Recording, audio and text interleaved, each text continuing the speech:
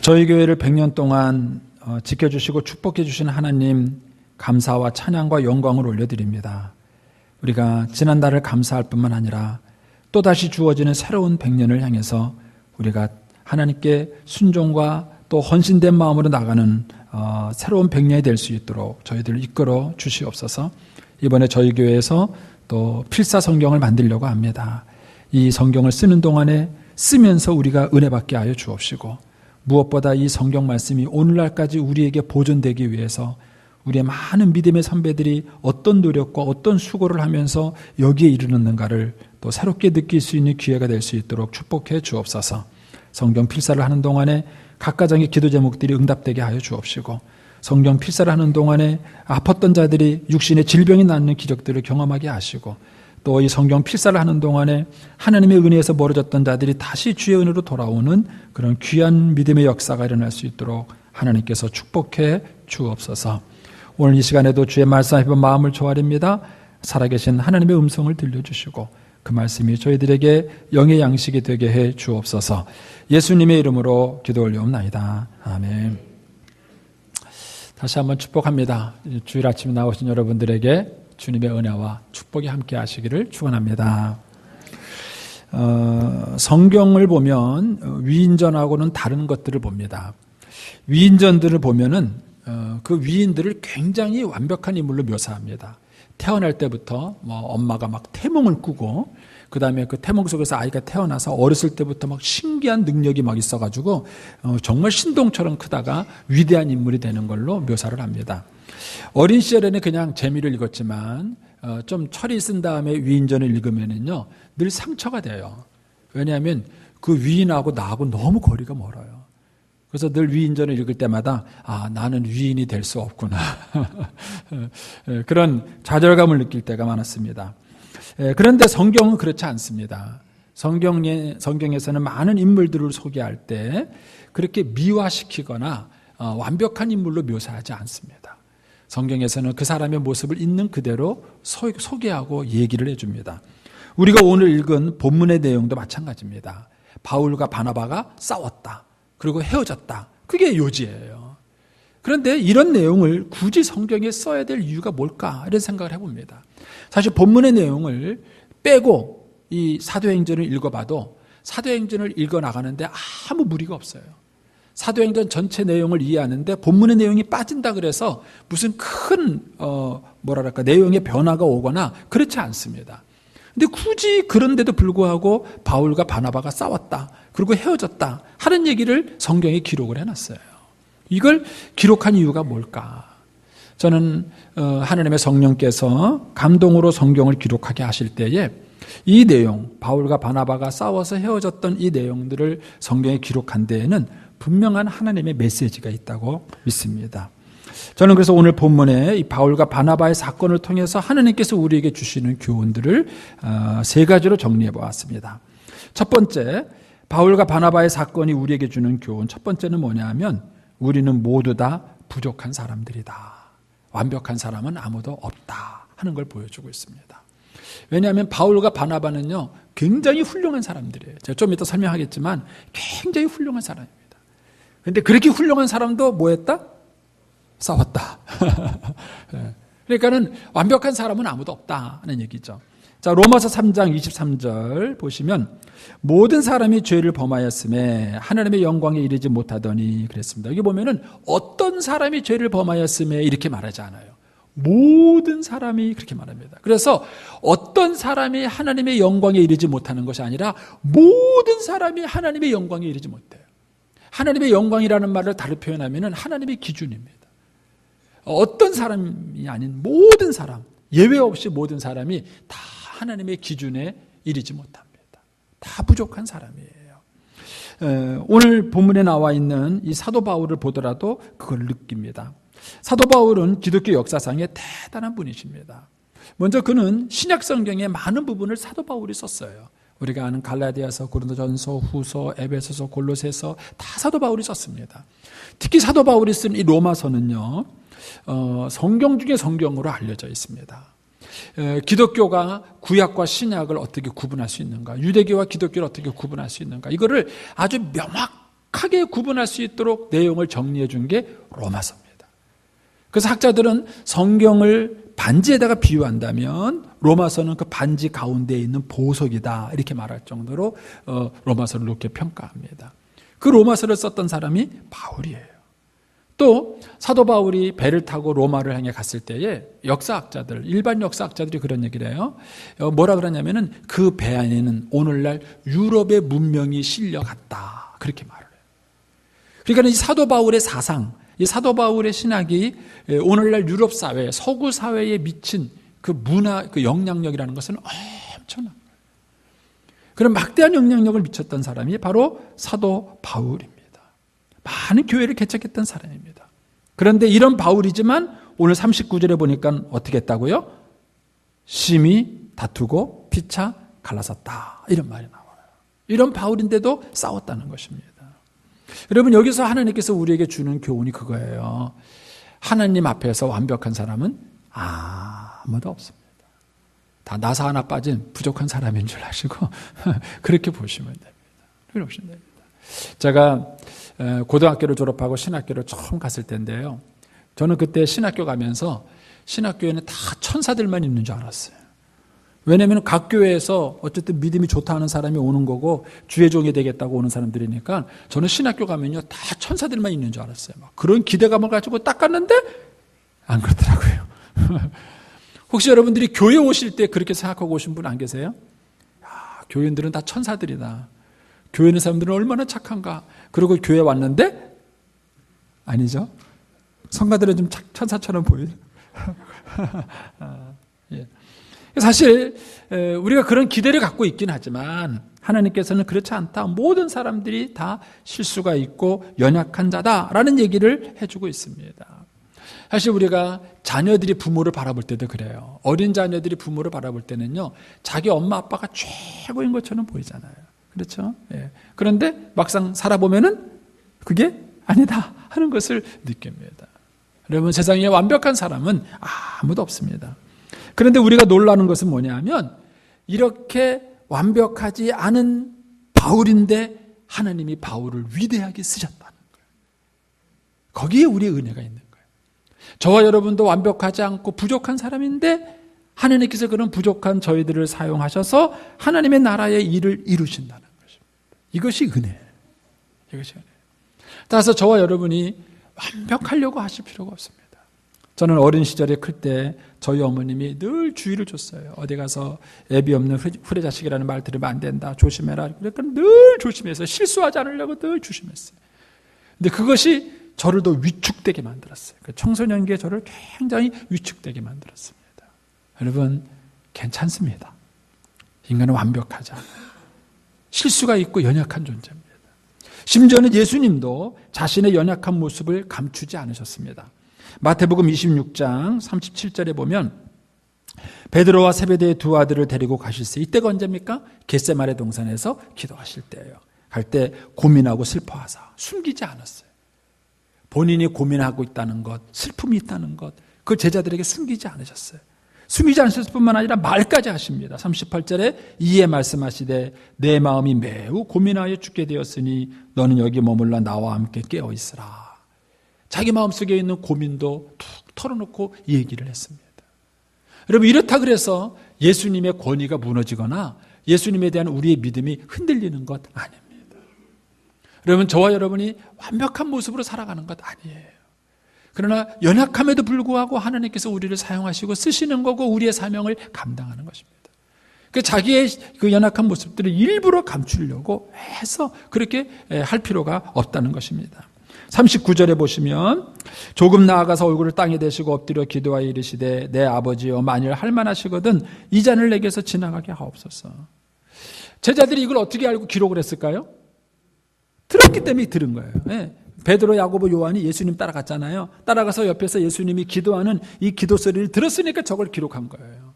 근데 저는 그런 생각이 들어요. 저걸 굳이 소리내서 기도할 이유가 뭐가 있을까? 제자들이 다 듣는데. 네? 속으로 기도해도 되잖아요. 속으로. 마음속으로 기도해도 되잖아요. 그러면은 예수님이 저런 연약한 모습이 있다는 것을 제자들에게 알려주지 않을 수 있어요.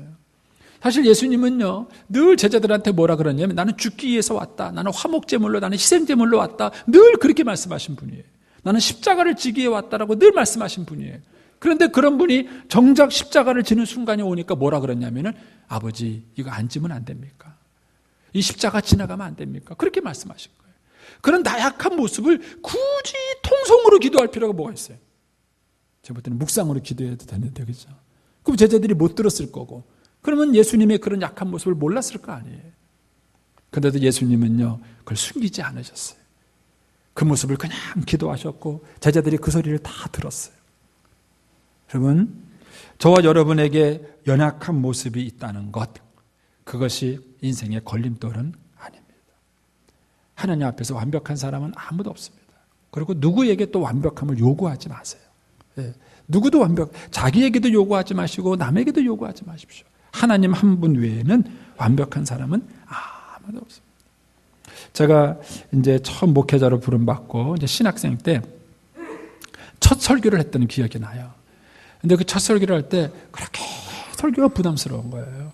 뭐 이렇게 사람 앞에 서서 하는 설교가 부담스러운 게 아니라 제 마음속에 들려오는 소리가 뭐냐면, 야, 넌 설교한 대로 사냐? 네가 설교한 대로 살지도 못하면서 무슨 설교를 하냐? 넌 사기꾼 아니냐? 그때는 설교 시작도 안 했을 때예요. 신학생인데, 신학생 전도사 시절인데 그게 막 마음속에 부담이 되는 거예요. 그래가지고 목회 못할 것 같더라고요. 하나님, 저는 너무 부족한 게 많은 사람인데 어떻게 제가 사람들에게 하나님 말씀을 설교하겠습니까? 이게 굉장히 부담스러웠어요. 근데 그때 하나님이 주신 말씀 한마디가 여기까지 오게 했습니다. 그게 뭐였냐면은, 성래야, 완벽할 필요 없다. 네가 성도들보다 한 발자국만 앞서가라 그러시더라고요. 그게 저한테 굉장히 힘이 됐어요. 지금도 부족하지만 여러분보다는 한 발자국 앞서가려고 합니다. 잘하는 건 모르겠지만 여러분보다는 한 발자국을 앞서가려고. 완벽하지는 않습니다. 완벽하지는 않아요. 여러분, 그럼에도 불구하고 하나님께서 그런 저와 여러분들을 사용하신다는 것입니다. 이게 은혜예요. 여러분, 바나바도 한번 볼까요? 사도행전 4장 36절입니다. 구브로에서 난 레위족 사람이 있으니 이름은 요셉이라. 사도들이 일컬어 바나바라. 번역하면 위로의 아들이라. 그럼 바나바가요, 원래 이름은 요셉이에요. 요셉. 근데 초대교회에서 별명을 붙여주기를 바나바라고 붙여줬어요. 왜 붙여줬냐면 너무 바나바가 위로를 잘해요. 여러분, 그렇지 않습니까? 바나바가 사울이었던 바울도 위로했지요. 오늘 본문에 보면 마가도 위로하지요. 이 바나바는요, 너무 사람들을 잘 위로하는 사람이에요. 그러다 보니까는요, 가난한 사람에 대한 안타까움이 생겨서 거기 37절에 보면 그가 밭이 있음에 팔아 그 값을 가지고 사도들의 발 앞에 두니라. 이 사람이 바나바예요. 굉장한 그런 국률의 마음을 가진 사람이고 자기의 전 재산을 팔아서 가난한 사람을 위해서 헌금한 사람이 바나바입니다. 우리가 잘 아는 것처럼 신약시대의 한 부자 청년은 예수님을 찾아왔어요. 내가 어떻게 영생을 얻으리까? 그때 예수님이 내 소유를 팔아 다 가난한 자들에 주고 나를 따르라 그랬을 때 그 사람은 못했어요. 그 사람은 그걸 할 수 없었어요. 그런데 바나바는요, 그렇게 한 사람이에요. 자기 소유를 다 팔아서 가난한 사람에게 주고 따랐던 사람이 바나바입니다. 더구나 사도행전 11장 24절에 보면은요, 바나바는 착한 사람이요 성령과 믿음이 충만한 사람이다 이렇게 말해요. 착한 사람이다. 성령과 믿음이 충만한 사람이다. 그래서 이에 큰 무리가 죽게 더하여지더라. 여러분, 안디옥 교회가 부흥하게 된 원인이 뭔가? 그 바나바라는 사람의 그 인격적 성품 때문에 그런 거예요. 그 성품 때문에 안디옥 교회가 크게 부흥하게 되는 원인이다. 그렇게 얘기해 주고 있어요. 그 정도로 바나바가 아주 훌륭한 사람이에요. 근데 그럼에도 불구하고 오늘 본문에 어떻게 했다고요? 바울하고 그냥 싸운 것도 아니고 심히 싸웠습니다. 심히 싸웠습니다. 여러분, 저와 여러분에게도 그런 연약한 모습이 있다는 것 기억하십시오. 그런데 하나님께서 그런 부족한 우리를 사용하시는 겁니다. 자신의 연약한 모습 때문에 낙심하지 마십시오. 두 번째로 바나바와 바울 사건이 우리에게 주는 교훈 두 번째는 뭐냐 하면 다른 것은 틀린 것이 아니다라는 것을 가르쳐줍니다. 다른 건 다른 거지, 다른 건 다른 거지, 다른 건 틀린 게 아닙니다. 근데 우리의 갈등은 어디서 생기느냐면요, 뭔가 저 사람하고 나하고 다른 점을 딱 발견하게 되면요, 네가 맞냐 내가 맞냐 이러다 보니까 갈등이 생기는 거예요. 누가 맞을까요? 예? 다 맞아요. 다 맞아요. 예. 제가 이 말씀을 준비하다가 어느 주석을 봤는데 그 학자 그러더라고요. 바울도 맞고 바나바도 맞다. 예, 다 맞을 수 있어요. 근데 우리의 실수는 뭐냐면요, 꼭 OX를 가리려고 하는 거예요. 거기서 우리의 실수가 생기는 거예요. 그러니까 다른 건 다른 거지 틀린 게 아니다. 자, 오늘 본문의 말씀을 가지고 살펴보겠습니다. 오늘 바울과 바나바가 다투게 되는 원인은 뭐죠? 마가 때문입니다. 마가 때문에 생겼어요. 자, 거기에 37절을 한번 보십시오. 37절. 바나바는 마가라는 요한을 데리고 가자 이렇게 말하지만 바울은 밤빌리아에서 자기를 떠나 함께 일하러 가지 않은 자를 데리고 가는 것이 옳지 않다 이래가지고 바나바와 바울이 서로 의견이 충돌을 했어요. 자, 이 사건을 보겠습니다. 사도행전 13장 13절입니다.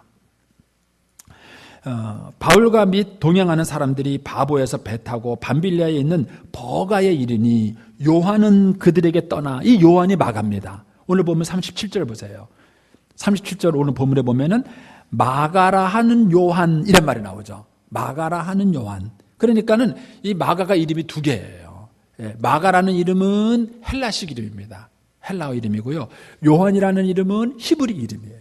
이름을 두 개 가지고 있는 거죠. 만약에 제가 미국에 이민을 가면은 뭐죠? 한국 이름도 있고 미국식 이름도 있고 그거 똑같은 겁니다. 마가도 이름이 두 개였어요. 근데 여기서 이제 다시 13장 보여주세요. 보면은 버가의 일이니 요한은, 이 요한이 바로 마가입니다. 마가 요한인데 요한은 그들에게서 떠나 예루살렘으로 돌아갔습니다. 무슨 이유인지 모르지만 버가까지는 따라왔는데 거기서 마가가 돌아가 버렸어요. 그러니까 그 다음에 어떤 일이 벌어졌냐면은 14절. 그들은 바울과 바나바는 버가에서 더 나아가 비시디아 안디옥에 이르렀다는 말이 나와요. 근데 이게 뭘 의미하느냐면요, 사도행전 14장 24절에 보면은 이런 말이 나오죠. 이게 1차 전도여행을 갔다가 거꾸로 돌아오는 길입니다. 거꾸로 돌아오면서 이 얘기가 나와요. 비시디아 가운데를 지나서 밤빌리아에 이르러 말씀을 버가에서 전하고, 이런 말이 나와요. 그러니까 이 버가라는 도시를 갈 때 한 번 들리고 올 때 한 번 들렸어요. 근데 갈 때는 버가에서 말씀을 못 전했어요. 왜 못 전했을까요? 거기에 마가가 돌아가는 사건이 벌어졌기 때문에 그런 거예요. 그 마가가 돌아가는 사건이 벌어지면서 바울과 바나바 사이에 무슨 일이 생기는지는 성경을 기록하고 있지 않지만 어쨌든 그 일로 인해서 버가의 말씀을 못 전한 거예요. 그리고는 갔다가 되돌아오는 길에 그 버가에서 말씀을 전한 거예요. 그러니까 바울은 이걸 기억하는 거예요. 그러니까는 이런 마가를 데려갈 수 없다. 이런 마가를 데려가면 또 이를 그르칠 거다. 그러니까 안 된다. 이렇게 이제 단칼에 자른 거죠. 근데 바나바는 아니다. 이 마가가 다시 한번 기회를 줘야 되지 않겠느냐. 그가 따라간다고 하니까 다시 한번 마가한테 기회를 줘서 데리고 가야 되지 않겠느냐. 이렇게 말을 하는 겁니다. 누가 맞을까요? 자, 바울파, 바나바파. 여기서 한번 찾아보겠습니다. 바울파와 바나바파.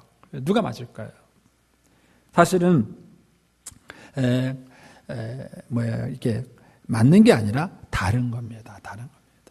자, 이 다르다는 얘기를 제가 여러 가지로 설명할 수 있겠지만 제가 오늘 아침에는 기질로 한번 설명을 해보겠습니다. 제가 몇 년 전에 여러분들에게 한번 소개했던 내용인데, 행동주의 심리학자들이 연구했어요. 인간의 행동을 연구해서 왜 인간의 행동에 많은 다름이 있는가, 이제 그거를 연구해서 소위 말하는 디스크라는 이론을 만들었습니다. 그것이 일반적으로 여러분들한테는 기질이다라는 얘기로 들으셨을 겁니다. 자, 그 얘기를 좀 한번 해보겠습니다. 도표를 좀 보여주세요. 자, 한번 눌러주십시오. 자, 사람에게는 우선순위가 있습니다. 무엇을 더 우선하냐에 따라서 사람의 행동 유형이 달라진다는 거예요. 자, 한번 눌러주십시오. 어떤 사람은 일을 우선순위 두는 사람이 있어요. 항상 일을 먼저 해야 된다. 자, 또 한 사람 눌러주십시오.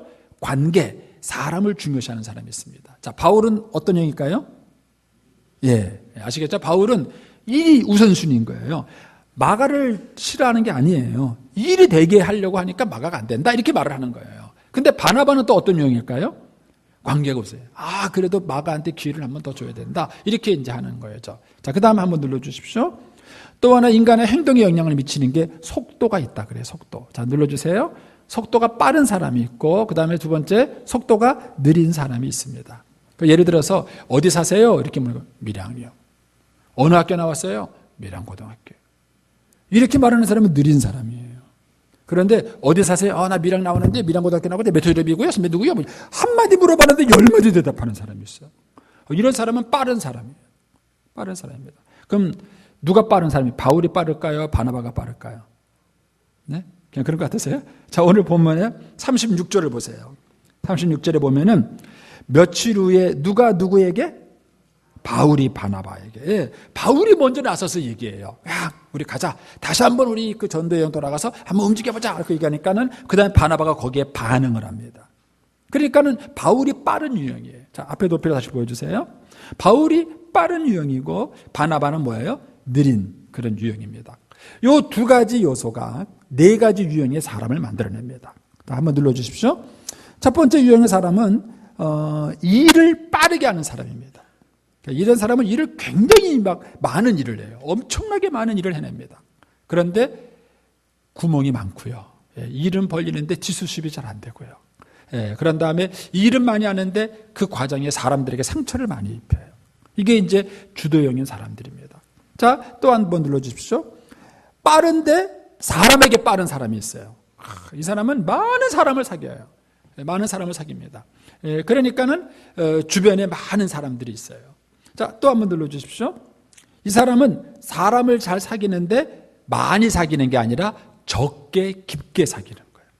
그러니까 사교형은 많이 좀 얇게 사귄다면 이 안정형인 사람은 적게 깊게 사귀습니다. 그래서 여러분 동창 가운데 사교형한테 야, 걔 어떻게 지내냐? 그러면 다 꿰뚫어. 걔 지금 어디 뭐 하고 있고, 걔 누구랑 장가 갔고 뭐 하고 있고 다 꿰뚫어요. 그런데 이 안정형한테 야, 요새 걔 어떻게 지내냐? 글쎄 잘 몰라.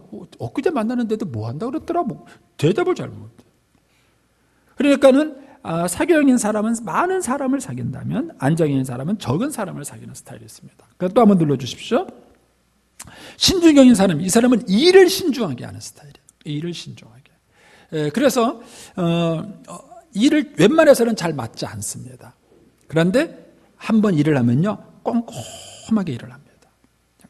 자, 대각선에 있는 사람들이 서로 반대 유형이에요. 신중형과 사교형이 서로 반대고요. 그 다음에 주도형과 안정형이 서로 반대입니다. 예를 든다면 엄마가 이제 여러분들이 기질은요 어린아이일수록 관찰하기가 좋아요. 왜냐하면 떼붙지 않아서요. 근데 여러분들은 관찰하기가 참 어렵습니다. 왜냐하면 여러분들은 포장을 많이 했기 때문에 뭐 사교형인지 알았는데 뭐 주도형이고 뭐 이런 수 있어요. 그러니까 여러분 나이가 든 사람들은 본인의 관찰을 잘 해보셔야 돼요. 그런데 이 사교형과 신중형이 어떻게 다른가? 여러분들이 아이들을 키울 때 이런 걸 관찰해 볼 수 있어요. 예를 들어서 너 이거 해줄래? 라고 말하면요 사교형은 한 번도 싫다는 말을 안 합니다. 좀 과장을 하면 뭐든지 알았어 해줄게. 예 그래요. 그런데 안 지켜요. 예스는 잘하는데 지키질 않아요. 근데 그 이유가 뭐냐면 신용이 없어서가 아니라 자기의 능력은 10밖에 안 되는데 항상 15개를 약속하는 거예요. 왜냐하면 사교형은 모든 사람한테 다 잘하려고 그래요. 그러니까는 자기가 할 수 있는지 없는지 생각하지 않고 무조건 예 그래요. 그러고 난 다음에는 나중에는 시간이 안 되고 능력이 안 돼서 못 하는 거예요. 반면에 신중형은요 웬만해서는 한단 말을 안 해요. 이거 뭐 하나 시키려면 얼마나 힘든지 몰라요. 그런데 한번 한다고 얘기를 하면은요 확인할 필요가 없어요. 아주 깔끔하게 해놓습니다. 아주. 그래서 숙제했냐? 그러면 다 했대. 사교형을 물어보면은요 10문제에서 5문제 풀었는데 다 했대. 근데 이제 신중형한테 다 했냐? 그러면 다 했대. 안 했대. 물어보면요 10문제에서 9문제 풀고 1문제 안 풀었어요. 근데도 신중형은 안 했다고 말해요. 그렇게 달라요. 자, 주도형과 안정형도 마찬가지입니다. 주도형 사람들은 아주 일중심인 사람이에요. 일을 굉장히 빠르게 속도하게 많은 일을 처리합니다. 그러다 보니까는요 주변에 원수가 많아요. 그래도 사람들이 뭐라 그러냐면 쟤는 유능하기는 한데 싫어. 이런 사람 없어요? 일은 잘해요. 근데 싫어. 근데 안정형인 사람은요 아주 사람들을 잘 보듬고 챙기긴 했는데 일이 안 돼. 뭐 거기 넘어가면 그냥 뭐 이게 뭐 또 안 되고 또 안 되고 막 그러게. 그게 이제 주도형과 안정형의 특징입니다. 자, 그러면 한 가지 제가 더 설명해 보겠습니다. 자, 여러분들이 새벽 3시에 길을 네 사람이 길을 걸어가요. 길을 건너가는데 횡단보도 신호등이 빨간 신호등입니다. 저 네 사람 중에 누가 제일 먼저 건너갈 것 같으세요? 예, 이제 이해하셨네. 예, 주도형입니다. 주도형은요, 목표 중심이에요. 그러니까는 차 안 오지. 사람도 없지. 그러면 뭐예요? 빨간불인데 건너가야죠. 왜 기다려요? 건너가야죠. 절대로 안 건너는 사람 누굴까요? 여러분 다 도로토. 예, 신중형은요, 절대로 안 건너요. 빨간불인데 왜 건너냐는 거예요. 좀 심하게 말하면은요, 신호등이 고장나도 안 건너요. 좀 심하게 말하면. 그러니까는 원칙이 아니면 안 된다는 거예요. 신중형을 자, 그러면 이제 물어보게요. 사교형은 건널까요? 안 건널까요? 이제 헷갈리시죠? 예. 예, 이 사교형은요, 분위기 봐서 건넙니다. 분위기 봐서. 전체적으로 건너가는 분위기면 건너고, 안 건너가는 분위기면 안 건너요. 근데 안정형도 건널 수도 있고 안 건널 수도 있는데, 사교형하고 약간 달라요. 안정형은 이 사교형은 인기 때문에 그래요. 사람들이 나한테 뭐라고 말하나 그 인기 때문에 건너는 분위기면 건너고 안 건너는 분위기면 안 건너요. 근데 안정형은 그게 아니에요. 안정형은요, 이 주도형이 확 건너가려고 그래요. 근데 신중형은 난 못 간다 그래요. 그러면은요, 신중형 붙잡고 설득을 해요. 네가 안 건너가면은 제가 마음이 아프지 않겠냐. 제가 혼자 건너가면 어떻게 네가 가야 된다고 막 설득을 해요. 그런데 신중이 안 간다 그러면 이번에 또 주도형 붙잡고 말해요. 너 혼자 건너가면 얘가 또 마음이 아프지 않겠냐고. 여기 안정형이에요. 그러니까는 상황에 따라 약간 다르게 반응하죠. 다르게 반응합니다. 제가 예전에 이제 우리 교회 어떤 처녀한테 그런 얘기를 들었어요. 교회에서 예배 찬양 드리는데요. 막 성령이 오셨네 막 이러는데요. 그분이 노래방 가니까 아샤 네, 그 사람이 사교형이다. 사교형은요, 친구 잘 사귀어야 됩니다. 교회 오면 이 교회 분위기 타가지고요, 막 열심히 찬양하고 막 뜨겁게. 노래방 가면요, 또 그 분위기 타가지고요, 거기서 그래. 근데 이제 그걸 보고 있는 후배가 있다는 사실을 기억하시고. 네. 자, 그런데, 그럼 바울은 어떤 형일까요? 바울은 주도형입니다. 바울은 주도형이에요. 그러면 바나바는 어떤 유형일까요? 안정형이에요. 안정형이에요. 그러니까 바울과 바나바가 전혀 다른 스타일이에요. 그러니까 마가 문제를 딱 만났을 때 마가를 문제를 어떻게 처리할 것이냐라고 했을 때 바울은 무조건 안 돼. 선교를 하기 위해서는 안 돼. 이런 거예요. 단칼에 자르는 거예요. 그런데 바나바는 또 어떤 유형이에요? 바나바도 선교하겠다는 거예요. 선교 안 하겠다는 거 아니에요. 근데 바나바는 이왕이면 마가를 다시 한번 기회를 주고 마가를 좀 살리면서 일을 해야 되지 않겠느냐. 이렇게 말하는 게 그 바나바의 입장이에요. 그럼 사교형은 누굴 것 같으세요? 성경 인물 중에서 사교형. 베드로입니다. 베드로. 보세요. 예수님이 풍랑 위로 걸어오니까는요, 다들 귀신이다! 막 그러고 있는데 예수님이 나다. 그러니까 베드로가 뭐라 그래요? 주님이 맞으시면 나보고 바다 위로 걸어보라 그랬어요. 예수님이 걸으라 그랬어요. 그러니까 신중형 같으면 절대 안 들어갑니다. 그런데 베드로는요, 거기를 턱북 들어가요. 들어가다 또 풍랑이 보니까 더 어떻게 해요? 또 빠져들어가면서 주님 살려주세요. 요게 사교형이에요. 이게 뭐 들수록 낯쓰기 뭐 얼마나 안 좋아요. 예. 그래서 베드로는 먼저 나서죠. 말도 잘하고 그래도 실수도 많이 해요. 반면에 신중형은 누굴까요? 예? 예.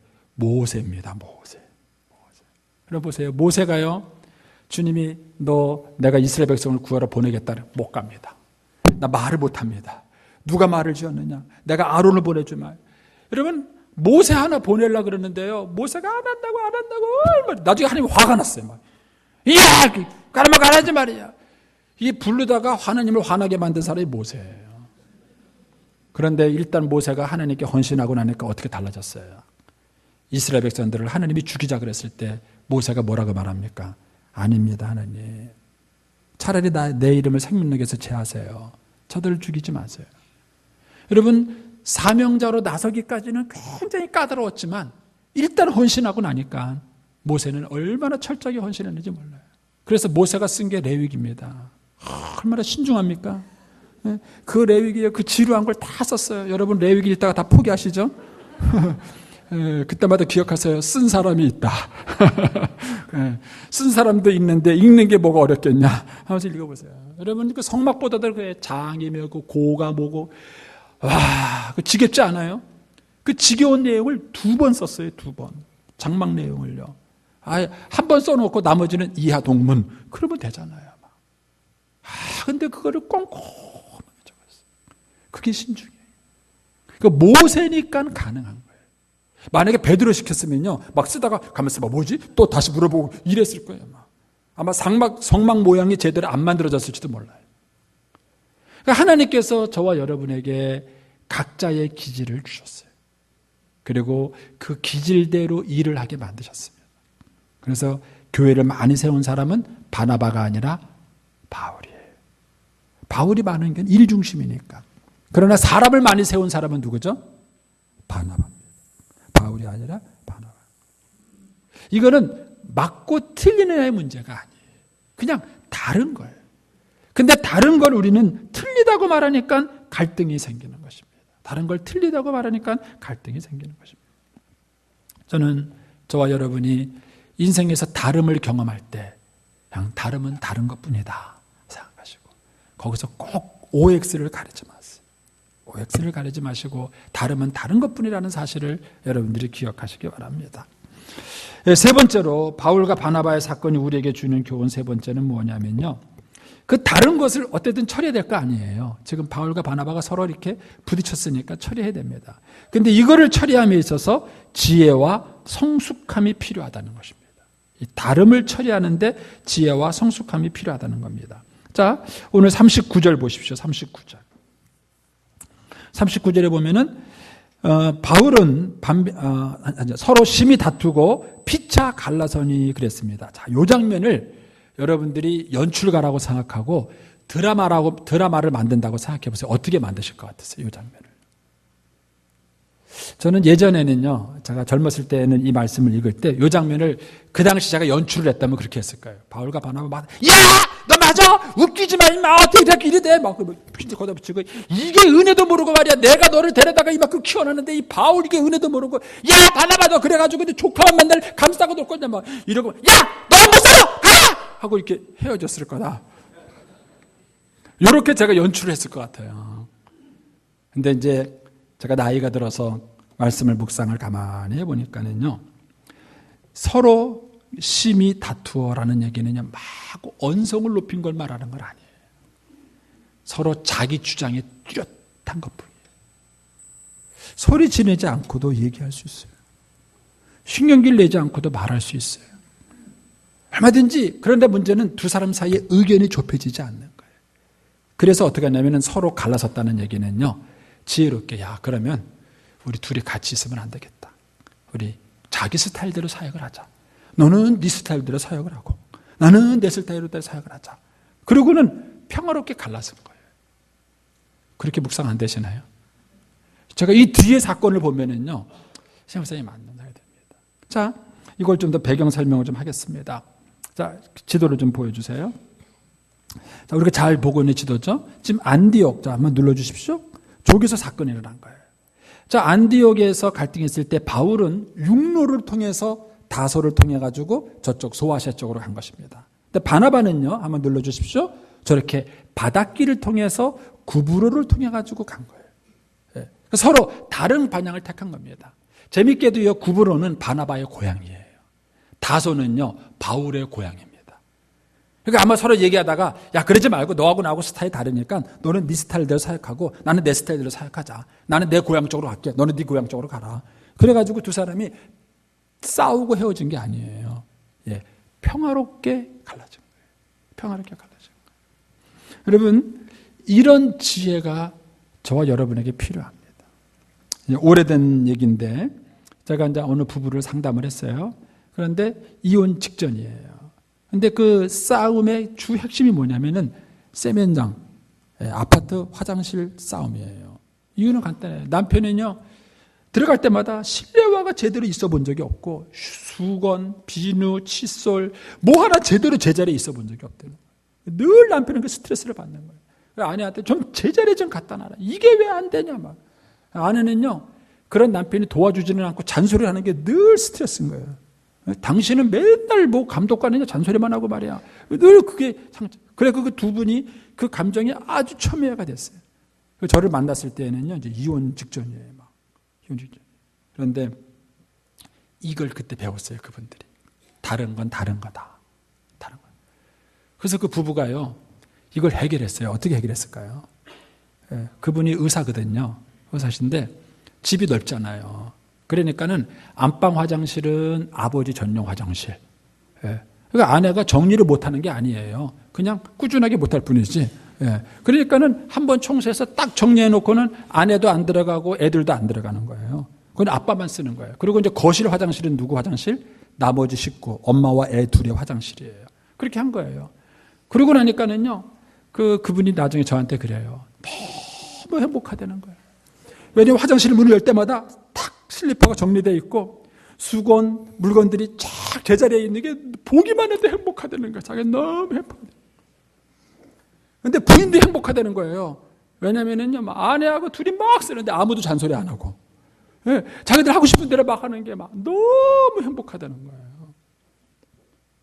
여러분, 그거예요. 그분들이 그동안 갈등한 게 뭐예요? 네가 맞냐 내가 맞느냐를 했기 때문에 갈등한 거예요. 예? 자꾸 남편은 아내가 틀렸다고 말하고 아내는 남편 보고 당신 너무 한다고 말하고 다른 건 다른 건데 다른 거에서 OX를 만들려고 하니까 갈등이 사라지지 않았던 거예요. 그때 그 아이가 5살 때인가 제가 상담을 했는데 지금 걔가 대학을 졸업했어요. 여러분, 다른 건 다른 것이지 틀린 게 아닙니다. 다른 건 다른 걸로 여러분 받아들일 수 있으셔야 돼요. 거기서 OX를 찾으려고 하니까 갈등이 생기는 것입니다. 저도 개인적으로 그런 적이 있었습니다. 제가 이제 어머니 외아들이잖아요. 조선시대 남자 아닙니까, 제가. 예. 왜냐면 그 문화에 컸으니까. 늘 이제 어머님을 모시고 살아야 된다는 강박관념이 저한테 있었어요. 또 어머님이 이제 또 혼자시니까는요. 근데 이제 지금도 모시고 살지만 지금보다 훨씬 전 얘기입니다. 한 20년 전 얘기예요. 우리 어머니 지금보다 훨씬 더 젊으셨을 때 있는 얘기인데 그때 한번 저희 어머님하고 저하고 같은 집에 살려고 시도를 했었어요. 했었는데 어머님하고 저하고 너무 안 맞는 거예요. 근데 이제 집 식구 사건은 다 넘어갔는데 이게 안 된 게 하여튼 사건이 하나 생겼어요. 그래가지고 우리 어머님이 난 너하고 살기 싫다 그러고 나가셨어요. 네, 제가 사준 옷, 신발 다 벗어놓고 나가셨어요. 뭐 얼마나 잘하신지 막 훅 나가셨어요. 근데 그런 어머님을 또 제가 쫓아갔어요. 쫓아가지고 새벽에 싸웠다는 거 아닙니까? 어머니 내려오세요. 나는 못 간다. 내려오세요. 나는 못 간다. 그걸 옆에서 지켜보고 있는 아내는 깝깝한 거예요. 아니 여보, 어머님이 저렇게 싫다 그랬는데 꼭 모시고 살아야 돼. 안 돼. 그리고 제가 어머님을 막 싸웠어요. 그때 우리 은열이가 어렸을 때인데요. 엄마하고 아버지하고 할머니하고 싸우는 거 보고 놀래가지고 애가. 근데 그게 용납이 안 되는, 저는 용납이 안 되는 거예요. 안 돼. 예, 그래가지고 결국 이제 우리 어머니 고집대로 일단은 따로 사시고 저는 이제 내려오긴 했는데 이 마음이 풀리지가 않은 거예요. 예, 그러다가 제가 노인 문제 전문가하고 상담할 수 있는 기회가 있었어요. 근데 이제 그 얘기를 쭉 들으시더니만은 그분이 그러세요. 목사님, 사모님 얘기가 맞습니다. 그러면서 그분이, 저는 우리 아내가 효심이 없어서 그렇다고 생각했어요. 당신은 뭐 아니니 그런 거지 뭐 이렇게 저는 생각한 거예요. 근데 사모님이 맞습니다. 그러면서 그때 제가 배운 게 뭐냐면 심리적 거리. 심리적 거리라는 게 있습니다. 자, 예를 들어서 제가 길거리에서 여자분을 만났어요. 안녕하세요. 아무 부담스럽지 않아요. 근데 같이 엘리베이터를 탔어요. 그러면 그때부터 불편해지는 겁니다. 이게 적당히 떨어져 있어야 이게 안 불편한데 그냥 좁은 공간 안에 딱 붙어 있는데 낯선 사람하고 있으려면요. 그게 얼마나 어색한지. 그런 공간적 거리처럼 심리적 거리라는 게 있다. 그래서 그분이 가르쳐 주셨어요. 그래서 목사님하고 어머님은 심리적 거리를 유지하시는 게 좋을 것 같습니다. 네. 그리고 제가 그 평가를 받아들이고 그냥 다르다. 이건 OX의 문제가 아니다. 하고 이제 제가 받아들였을 때 그래서 제가 저희 어머님하고 근 10몇 년 동안 떨어져 사는 겁니다. 네. 하는 문제 없었고 지금은 이제 우리 어머님이 많이 약해지시고 저도 성숙해지고 그래서 이제 같이 사는데 문제가 없습니다. 여러분 이 다름은 다름이지 그것이 틀림은 아닙니다. 그러면 그 다름을 어떻게 조화시킬 것이냐? 거기에 저와 여러분의 지혜와 성숙함이 필요한 것입니다. 바울과 바나바는 서로 떨어져 사역함으로써 이 문제를 풀었던 것입니다. 자, 오늘 본문 베드로전서 5장 13절을 한번 보여주십시오. 베드로전서 5장 13절 보면은 베드로가 이런 얘기를 합니다. 택하심을 함께 받은 바벨론에 있는 교회가 너희에게 문안하고 내 아들 마가도 그리하느니라. 베드로가 이 마가를 아들이라고 불렀어요. 내 아들. 근데 친아들은 아닙니다. 디모데가 바울의 믿음의 아들인 것처럼 이 마가도 베드로의 믿음의 아들이에요. 친아들은 아닌데. 그런데 아들이라고 불렀습니다. 왜 그랬냐면은 이 마가라는 요한, 그러니까 마가는 헬라식 이름이라 그랬죠. 그리고 요한은 히브리식 이름이라 그랬죠. 근데 저기 보면은 바벨론에 있는 교회가 나와요. 이 바벨론에 있는 교회가 어디를 말하면 로마 교회를 말합니다. 그 당시에 이 로마는요, 세계에서 제일 발전된 도시고요, 엄청난 그 향락과 타락이 있는 도시였어요. 그래서 신자들은 그 로마를 향해서 영적 바벨론이라고 불렀어요. 음녀가 있는 곳이다. 그렇게 불렀어요. 그 바벨론에 있는 교회, 바로 로마 교회를 말하는 겁니다. 근데 그 로마 교회에서 베드로가 사역할 때 베드로는요, 어부예요. 무식한 사람입니다. 헬라어를 몰라요. 근데 어떻게 헬라어를 쓰는 로마 교인들한테 설교를 할 수 있었을까요? 뭐가 있었다? 통역이 있었던 겁니다. 통역. 그 통역이 누구였냐면은 마가였어요. 마가. 이 마가가 베드로와 동역을 하면서 베드로의 사역을 철저하게 돕습니다. 그래서 마가가 12제자가 아닌데 마가복음을 쓴 거예요. 그 마가복음은 일명 베드로복음이라고도 불려요. 왜냐하면 베드로의 얘기를 듣고 쓴 것이 마가복음이에요. 그래서 이 마가는요, 오늘 본문의 사건만 해도 미숙한 사람이었지만 그러나 후에 그가 믿음의 성장해서 베드로에게 믿음의 아들로 불린 만큼 성숙한 사람이 됐던 것입니다. 골로새서 4장 10절에 보면은 바나바의 생질 마가가 바나바의 조카라는 사실을 알 수 있습니다. 디모데서 4장 11절에 보면 마가를 데리고 오라 그가 나의 일에 유익하니라고 얘기해요. 디모데후서는 바울이 죽기 전에 쓴 서신이에요. 가장 나중에 쓴 서신입니다. 그런데 이 서신에서 뭐라 그러냐면은 마가가 나의 일에 유익하다. 바울은 어느 사람이다? 주도형, 일중심의 사람이에요. 근데 그런 사람이 마가를 보기에도 이제는 유익하다고 느낄 수 있었어요. 이거는 마가도 성숙했고 바울도 성숙했다는 것을 말합니다. 빌레몬서 1장 24절에 보면은 바울이 마가를 향해서 뭐라고 부르냐면 나의 동역자 마가 이렇게 부릅니다. 그러니까는 오늘 본문의 사건만 하더라도 마가와 바울이 함께 할 수 없었지만 그러나 일정 시간 그들이 떨어져서 지내면서 각자의 믿음의 성장이 있고 난 세월이 흐른 다음에는 뭐예요? 둘이 서로에게 아주 필요한 사람이 됐다는 겁니다. 이게 지혜요 성숙함입니다. 저와 여러분이 신앙생활하면서 다름을 경험할 때 이런 지혜와 성숙함이 우리에게 필요한 것입니다. 자, 도표를 한번 보여주십시오. 신앙생활에는 이런 성장과 과정이 있다는 사실을 여러분 좀 기억할 필요가 있습니다.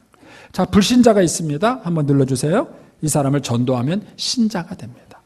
그러나 이 사람은 거듭나서 신자는 됐지만 신자답게 살지는 못합니다. 이 사람에게 필요한 것이 뭡니까? 눌러주십시오. 양육입니다. 양육을 받으면 이제는 신자답게 살 수 있습니다. 그걸 우린 제자다 이렇게 말합니다. 그런데 이 사람이 또 훈련을 받으면 눌러주십시오. 훈련을 받으면 자기 신앙만 관리하면 제자예요. 그러나 자기 신앙만 관리하는 것이 아니라 다른 사람의 신앙도 챙겨줄 수 있는 사람이 됩니다. 우리는 이것을 일꾼이다 이렇게 얘기해요. 그리고 이 사람이 또 성숙해서 훈련을 받습니다. 그래서 리더십 훈련을 받게 되면 지도자가 되는 것입니다. 여러분 신앙의 과정에는요 이렇게 성장하고 성숙하는 과정이 있습니다. 따라서 이 과정 사이에는 우리에게 여러 가지 많은 넘어야 될 그런 지혜와 산들이 우리에게 필요한 것들입니다. 저는 저와 여러분의 신앙생활 가운데서 이런 어떤 다름을 경험할 때 그것을 지혜와 성숙함을 가지고 잘 풀어갈 수 있게 되기를 축원합니다. 오늘 바울과 바나바 사건은 우리에게 세 가지 교훈을 줍니다. 우리 모두는 다 부족한 사람들이다. 또 다른 것은 다른 것이지 틀린 것이 아니다. 그리고 다른 것을 처리하기 위해서는 지혜와 성숙함이 필요하다. 저와 여러분 모두에게 하나님이 기뻐하시는 이러한 신앙의 모습이 있게 되기를 축원합니다. 기도하겠습니다. 살아계신 하나님 아버지, 오늘 바나바와 바울의 갈등을 있는 그대로 소개하시며 우리에게 보여주신 주님, 아버지 이 모습을 통해서 우리가 우리의 신앙의 거울이 되게 하여 주시옵시고 저희들도 지혜와 성숙함이 있는 신자들이 되게 해 주시옵소서. 예수님의 이름으로 기도 올리옵나이다. 아멘.